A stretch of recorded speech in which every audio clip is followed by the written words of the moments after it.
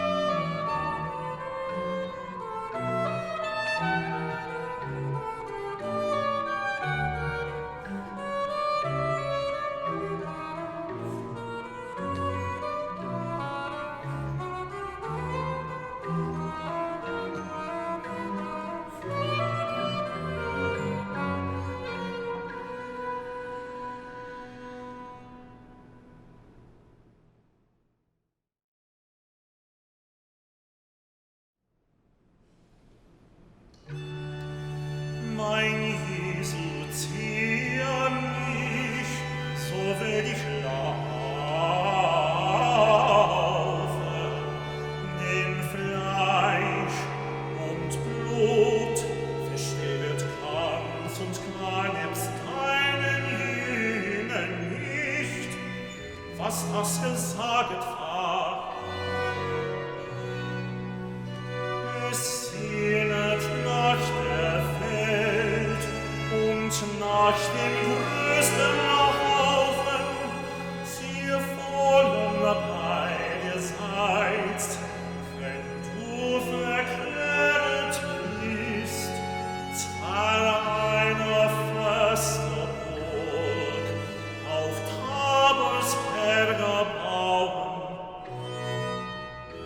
hingegen Golgatha so voller Leiden ist, in deiner Ewigkeit mit keinem Auge schauen. Ach, kreuze da bei mir in der verderbten Brust, so füllst dieser Welt und die verbotene Lust, so werd ich, was du sagst, vollkommen voll verstehen und nach Jerusalem mich 1000 Freuden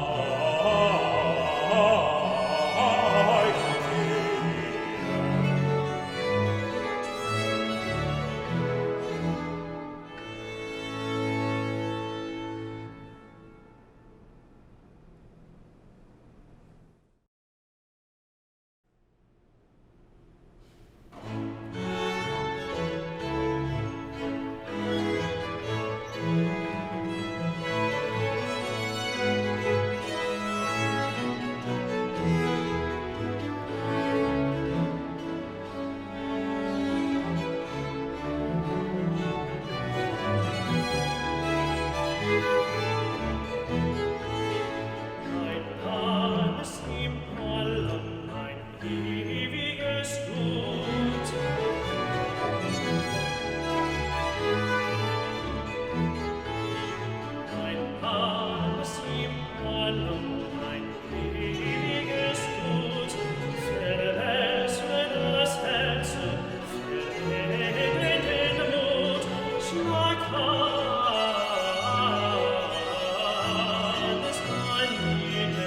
Was diese Hände sagen, des Fleisches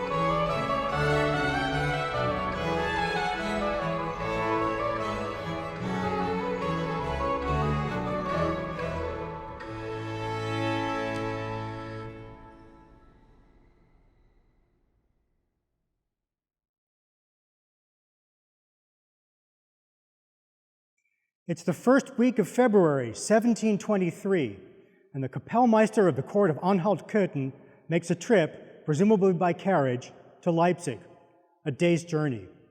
In his luggage, scores of 2 church cantatas for Estomihi, the Sunday before Lent. Those cantatas formed part of his interview for the position of city music director of Leipzig and cantor of the St. Thomas School there. The application eventually succeeded. This person moved to Leipzig in late May in time for the first Sunday after Trinity, 1723. This story is, of course, about Johann Sebastian Bach, and the 2 cantatas were Du wahrer Gott und Davids Sohn, Cantata 23, performed by the Bloomington Bach Cantata Project in 2013, and Jesus nahm sich die Zwölfe, BWV 22, our piece today. We have a brief newspaper report that this event took place, and we know that it worked out. Bach got the job. But we don't know what the reaction might have been to his visit, and especially to the performance of these cantatas. What was Bach trying to demonstrate, and what were Leipzigers listening for? One of the elements was probably out of Bach's control, and that is the choice of texts for these cantatas. They were almost certainly set and sent to him by the Leipzig authorities. We have strong evidence that Bach composed and prepared the basic performing parts for these works in Köthen and brought them with him to Leipzig. The authorities presumably wanted to see what he could do with texts considered appropriate to the place, and we can note also that this was the nature of his job: set to music what was placed in front of you. It was not part of his duties to be theologically or artistically creative in the selection of texts, evidently. The text of our cantata today has an interesting relationship to the gospel reading for the day, the Sunday before Lent. The assigned gospel passage is from Luke, and it has 2 distinct parts. The second of them concerns a blind man who calls out to Jesus and is healed. Jesu, du Sohn Davids, erbarme dich mein. Jesus, you son of David, have mercy on me.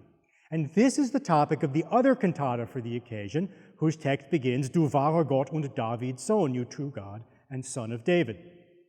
That's a short piece, just 3 movements, which Bach expanded to 4. It was performed second of the 2 cantatas at his audition. It's got 2 references to the German version of the Agnus Dei. That was part of the communion service that took place after the sermon. Before the sermon, our piece, Cantata 22. And it was based on the first episode in that day's gospel reading. And an abbreviated version of that gospel reading appears as the opening movement of the cantata. First, it introduces, Jesus took aside the 12 disciples and said, and then it quotes, See, we are going up to Jerusalem, and all will be fulfilled that is written about the Son of Man. And then it returns to narration. But they apprehended none of this and did not discern what was said. There's 2 main concepts here. One of them is going, and that means going up to Jerusalem, and the other is understanding. See, we are going up to Jerusalem, and then they, meaning the disciples, apprehended none of this. They understood none of it. And the cantata libretto is saturated with these concepts of going and understanding. The aria number 2, I wish to go to Jerusalem for your sufferings. The rest at number 3, I will run, and also, and go to Jerusalem with 1,000 joys. And this concept is augmented by an even stronger phrase that recurs, Ziehe mich, draw me. The aria number 2, my Jesus, draw me after you. The recitative number 3, my Jesus, draw me. And the aria number 4, then draw me after you. This repeated use of Ziehe mich, draw me, is a triple reference to Scripture. It refers to the Song of Songs, draw me after you and we shall run. It refers to John's Gospel. Jesus says from the cross, I will draw them to me. And from one of the epistles to the Hebrews, let us run the race of faith. So the idea of going up to Jerusalem and being drawn by Jesus run all the way through. And then there's understanding. The first chorus, they understood none of this and did not know what was said. The aria number 2, well for me if I can understand. And the recitative number 3, flesh and blood does not understand, and then at the end, thus I will perfectly well understand. Now, the nature of the non-understanding in the gospel passage would have been clear from the reading of the entire gospel passage just before the cantata was performed.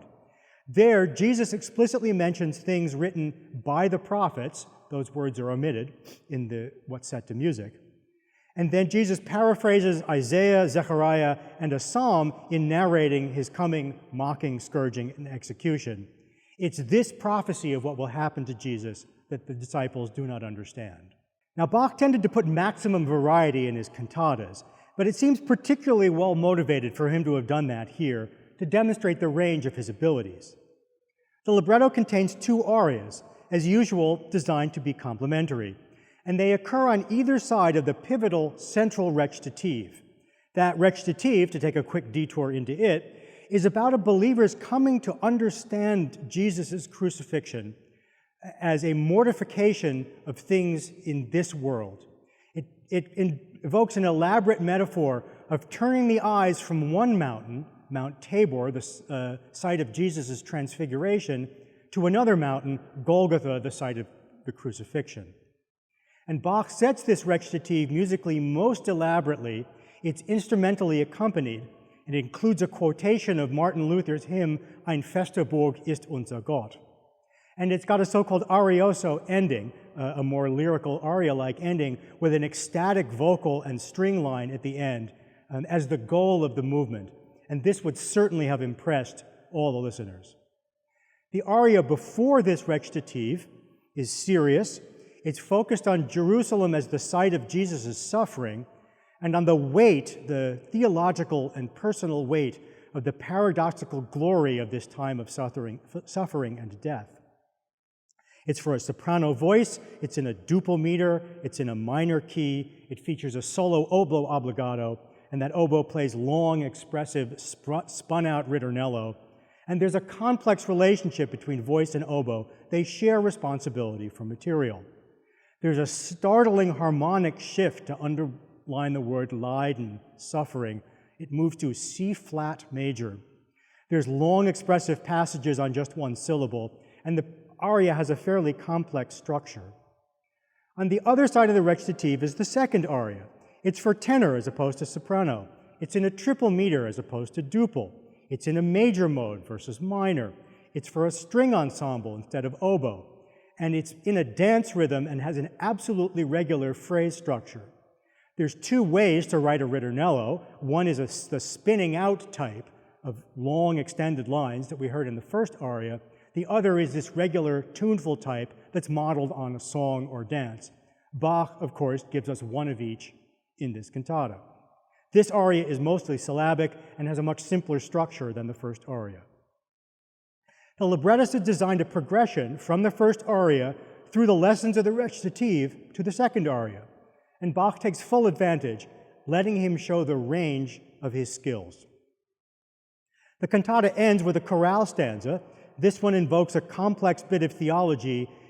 Death and life are discussed in a couple of dimensions, including the death of the sinful old Adam, the source of original sin, and the life of a new Adam, Jesus. Now, the model for musical settings of these concluding hymn stanzas was usually a simple harmonization in 4 voices, with instruments just doubling the vocal lines. Bach is not content with that here. He does write a 4-voice harmonization, but breaks it up into individual phrases, individual text and musical phrases, and embeds it in an instrumental texture, phrase by phrase, framed by instrumental material. Now, this is one of these movements in which Bach invents a musical idea, really a very small one, that somehow seems to fit everywhere, introducing and between chorale phrases, but also during them. It's hard to miss the major key joyful affect of this setting, itself a theological commentary on the text that asks the believer to be put to death and raised again. Bach goes the extra distance here, and it's not difficult to see this as part of what he is trying to demonstrate about his abilities. The best place of all to show off is the opening scriptural movement. Now, this has several different sorts of musical setting combined into one movement, and those 3 different kinds of setting correspond to the 3 segments of the text. The heart of this scriptural opening movement is, of course, first-person words of Jesus. See, we are going up to Jerusalem, and all will be fulfilled that is written about the Son of Man. Bach chooses to make this a bass solo movement with instruments, and that's a typical treatment the bass voice was the one most closely associated with the so-called Vox Christi, the voice of Jesus. And we can note that this solo movement for bass and instruments is not an aria. That term was reserved for poetic texts. Nonetheless, this movement is put together like an aria. It's organized around an instrumental ritornello, a sort of instrumental passage that opens the movement. Now, there are several Bach cantatas that begin directly with first-person words of Jesus. Cantata 86, Wahrlich, wahrlich, ich sage euch, or Cantata 88, Siehe, ich will viel Fischer aussenden. But this one opens with the evangelist's narration in the third person. Jesus took aside the 12 disciples and said, and then we get the words quoted from Jesus. This is necessary here because it turns out to be important whom Jesus says this to. It's important from a theological point of view that he says these words to the disciples who do not understand. Bach works in two measures for tenor. That's the typical evangelist singing voice for him. Just think of his two passion settings. It ends up making this quite a grand piece because here we get a hint of an oratorio. That must have made a strong impression on those listening and suggested that Bach indeed was capable of providing passion oratorios to Leipzig if he were hired. After the first-person words of Jesus, the last portion of the text has a gift to the composer. It has the word but as a pivot. Let us see, we're going up to Jerusalem, and all will be fulfilled that is written about the Son of Man. But they apprehended none of this and did not discern what was said. The word but always allows the contrast, beloved of Baroque composers, sometimes with an affective shift, a shift of emotional content from one side of but to the other. Here things are a little more abstract. What we get after the word but is a lack of understanding, a fairly abstract concept. But there is definitely a contrast to be drawn here. Bach's musical setting reflects this. We have a new musical section in a faster tempo. We have a change in scoring, now 4 voices with doubling instruments. And Bach invokes motet style, another demonstration of his stylistic range. So most interesting, though, is how Bach puts these various musical types to work in relation to the text. The opening section, the aria-like ritornello portion, has an opening ritornello with rising lines. The bass and the upper melody both move up by step 4 times. Now there's an obvious connection to the text, Wir gehen hinauf, we go up, Jerusalem is always up. But this isn't just text painting of up with music that goes up. With this ascent in the bass goes a kind of harmonic struggle to get there. And when the bass had made those 4 steps, it arrives at the 5th step, it stays there with gestures of descending lament in the upper parts over that 5th step. It's obvious why this might suit the text, but the way Bach deploys this material is what creates the movement's real effect. Now, this is one of those ritornello movements in which the voice is often independent of the instruments. That leaves the instruments to play the ritornello repeatedly, not just before and after and between vocal statements, but during them as well. It means that the movement is saturated with nearly continuous statements of ritornello material, played or sung, or played while other material is sung. That means there's either ascent, and I count 7 statements of that ascent in just 41 measures, or the lamenting descent. At the same time, the movement is very directed harmonically. Those ascents and descents lead to strong cadences, strong closes, and the section returns to its home key with a ritornello at the end of the section. The second section works very differently. It's a 4-voice setting, a choral setting of prose text, and so Bach turns almost inevitably to imitation among 4 independent vocal lines.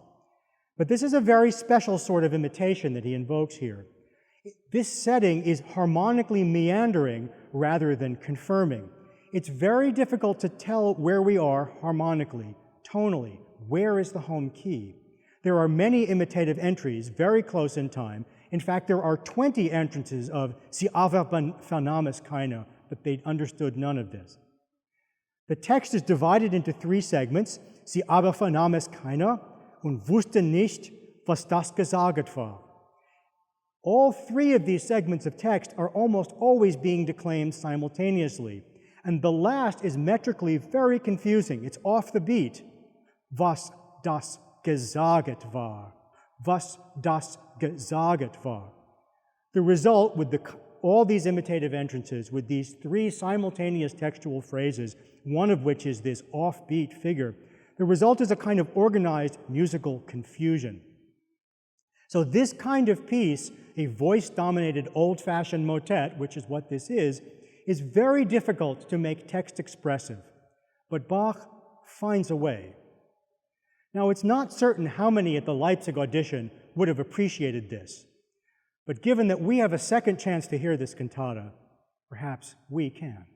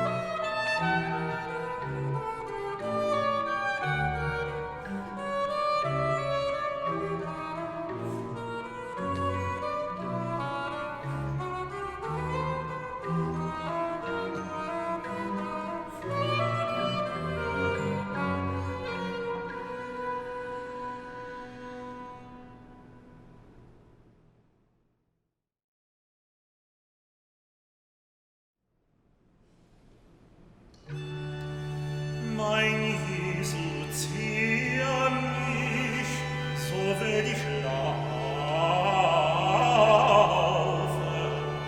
denn Fleisch und Blut verstehet ganz und gar nebst keinen Jüngern nicht, was das gesaget war. Es sehnet nach der Welt und nach